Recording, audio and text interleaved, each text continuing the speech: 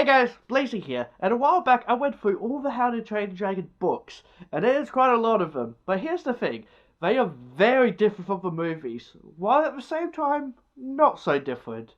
And that's what made them great to read. I honestly loved reading them to a point I cried at the end, but it was a happy cry for the most part, I will say that. So I thought it would be a cool idea to go through the differences from book versions to movie versions, as I'm sure there's loads of people there just oh yeah, the books are the same thing as the movies, which, nope, for one thing there's two major differences, but I'll get to that part later. And I won't try to spoil too much either. The main sort of big twists and turns I don't really spoil in this little video. So enjoy. But now let's talk about the main characters. And for starts, Hiccup. Hiccup in the book is very much what you see in the first movie. A scrawny child compared to all the other buff Vikings. Oh, and it's just kinda in his own world and isn't capable of, well, anything. There's two differences, one of which I'll explain later, the other being that he has curly red hair. Just like me under this mask. And he stays like that throughout the books, never changing appearances, which also includes never losing a foot. Stork is here and pretty much the same with Gobber, no real difference there. But in this series, Hiccup does have a mum. She does play a smaller role though, in a majority of the books, not really appearing until the last two, I believe, which actually does play a role as to why she was gone all the time. Because basically she was always off on quests, just never is around. Compared to the movies where she was dead, but then came back into it in the second one. Oh, he also has a grandpa in this one too. He's sort of like the wise one of the tribe, a soothsayer or something like that. What about the kids? There is a Tough Nut, which I believe is a white one, but it's not a major character at all. He's just there whenever Hiccup is dragon training with all these other students that aren't in the movies either. There's no Rough Nut. I believe, sorry, it's been a little bit since I've read them, but yeah, there's only just the Tough Nut. Snotlout in the books is Hiccup's cousin, making it a slightly different dynamic because now they are family, and basically Snotlout should have been the next ruler, but Hiccup came along, so there's that kind of hate towards him. He is pretty much the same bully character, but just a bit more bully than what's in the movies. Though he also has a companion with him all the time, Dog Breath, who is not seen in the movies at all. But they still do a good job with his story at the end, especially at the end, as the books go along really well building up his character, especially towards that ending. And I'm not going to really spoil it or anything, but he does play a big role within the whole sort of world and the major big story and everything. And I really liked what they did there. I actually really liked what the writer did. Fistlegs is here and is Hiccup's best friend in the world, which they do a bit more in the TV series. They like best friends than that. But there's some big differences. For one, he is just as skinny, probably more so than Hiccup, but it's even worse with his allergies to pretty much everything and needing to wear glasses. Basically, he is even more useless than Hiccup, which there lies a problem. The whole point of the series is kind of Hiccup is, well, just a Hiccup. He is useless in everything Viking and fighting dragons and all that, but he manages to change the Viking world and save the dragons. But now you got a character that's even worse than Hiccup, so why not make it about him changing the world? Yes, he does evolve as a character as the books go on, but he's still worse than Hiccup. Kind of make the whole thing that Hiccup is kind of useless, kind of moot. So there's definitely a better change in the movies to at least making him big and bulky. But at the same time, turns out he comes from the Berserker tribe, so there's a couple moments where he goes into rage, and it's kind of great. And what about Astrid then, the love interest? Well, there's no Astrid, but there is Kamikaze. That comes from another tribe of burglars, aka they're a bunch of thieves, and she is one of the best. She is pretty much Astrid in ways. She is strong, a good fighter, and smart, but she's also very quirky and always just kind of oh, you did okay. For a boy. That's her catchphrase, pretty much. That's her big thing. It's always just saying, for a boy, to Hiccup. Which is fine. I do think that's something they do comes across with Astrid, of her generally being better at everything than Hiccup is. But Hiccup still does okay. For a boy.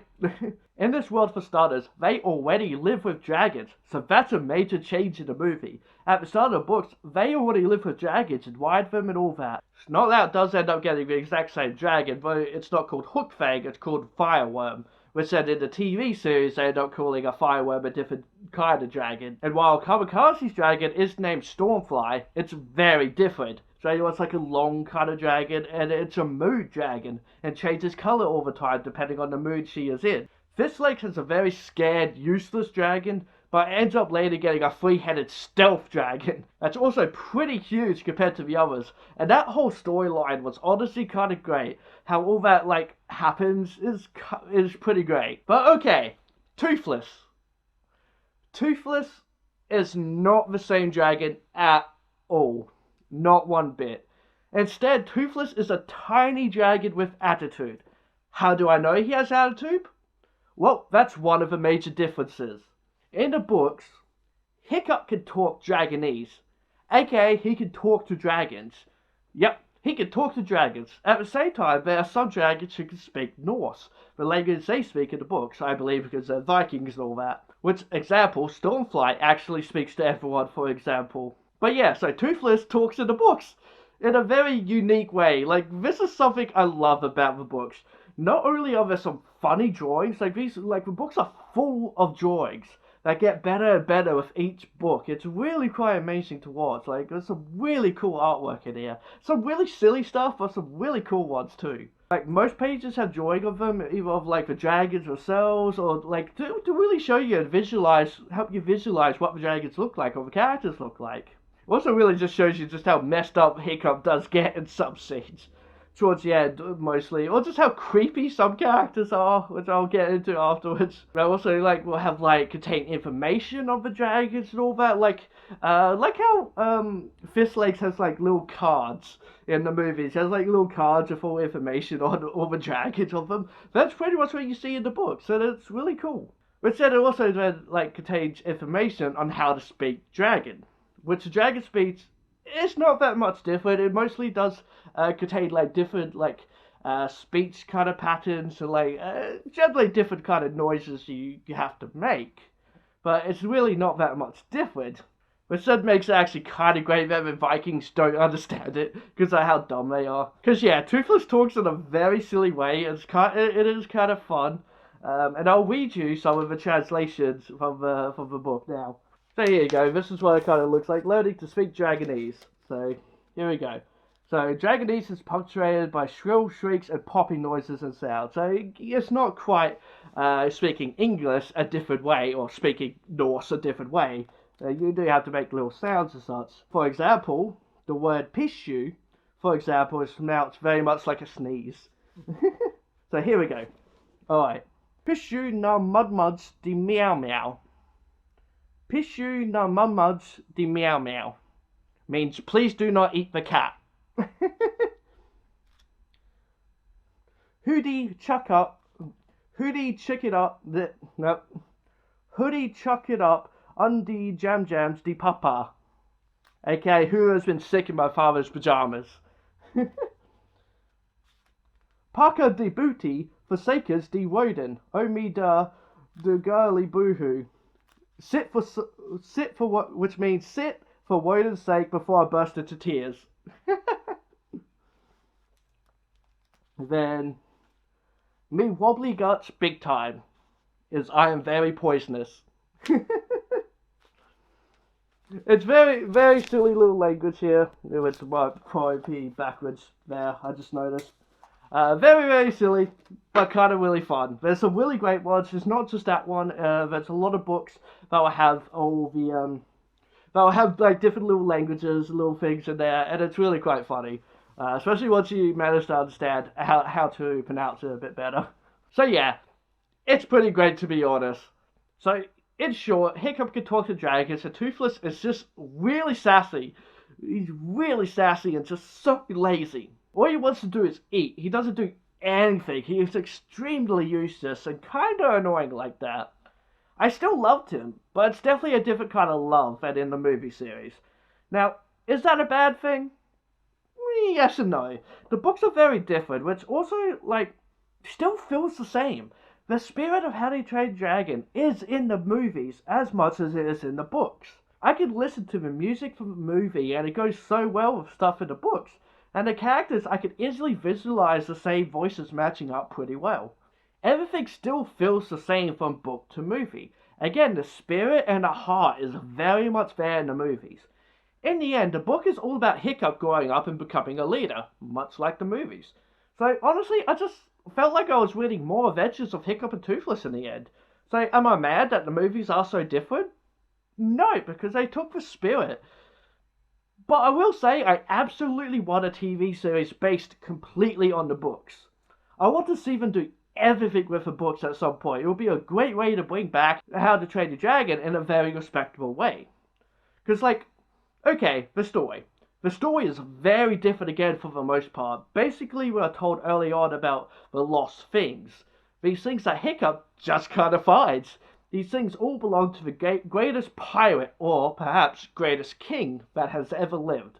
We know one of them is a fang-free dragon, aka Toothless, which yet, he doesn't, like, have fangs, not even retractable. Most of the time, the adventures just kind of happen, and he ends up finding one of these things and just adds it to his collection. And they're all handy in their own way. It's not until a few books in that he finds out what all these truly mean, and along the way he deals with Gigantus Maximus dragons, aka big dragons. Much like the one in the first movie, which also shares a similar name, from the fans anyway, the Green Death and the Red Death. Also, he has to deal with Alvin the Treacherous, who is a character that does appear in the TV show, at least by name anyway. He's he's not very similar to the character in the books, but he's pretty much just their name, which is still kind of cool, I guess, in some kind of way. For one thing, in the TV series, he is another big brute Viking, while in the books, he is a dashing lad that slowly in each book ends up losing more and more of himself. Literally. He ends up losing all his hair, loses a leg, loses a hand, and even loses his nose. It's kind of graphic, but kind of hilarious. Like, how will he escape this time, and how bad will he look in the next book? Definitely a comical kind of villain like that, which then later on his mum joins, and she is creepy as hell. This is where like some of the drawings start to get real creepy and just ugh. The way she is described just creeps me out, just scuttling across the ground like a dog, just ugh, eepy jeepies. Later on, one of the main villains is the dragon Furious, who is a Gigantus Maximus dragon, and this storyline is utterly amazing. It's absolutely heartbreaking. I don't really want to spoil stuff, as I said, because I think people should go and experience these books for themselves, because it has such good storytelling there. The last few books don't focus on little adventures, they're all one big overall story. And it's honestly great writing and pulls at your heart as to what this war between dragons and humans is all about. Because yeah, a great dragon rebellion happens, and it's just really intense stuff, but why it happens is truly sad. It truly is. It always just hurt me. Like reading it was just like it was so lovely, and then it was just okay, and it's while Toothless and Hiccup don't really share the same kind of bond that they share in the movies, the bond that this Furious Dragon had with someone is really tugs at your heartstrings, and you understand it, and that's where like yeah, all the spirit and heart that the movies have are very much in the books and everything, and it's really good. It's really good.